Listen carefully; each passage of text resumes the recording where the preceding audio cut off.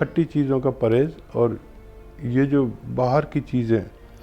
Wafers और आलू के चिप्स, ये बाहर की जो चीज़ें हैं ना, ये बिल्कुल बंद करानी पड़ेंगी।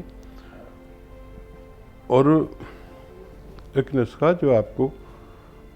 कई महीने तक देना पड़ सकता है, और वो ये है कि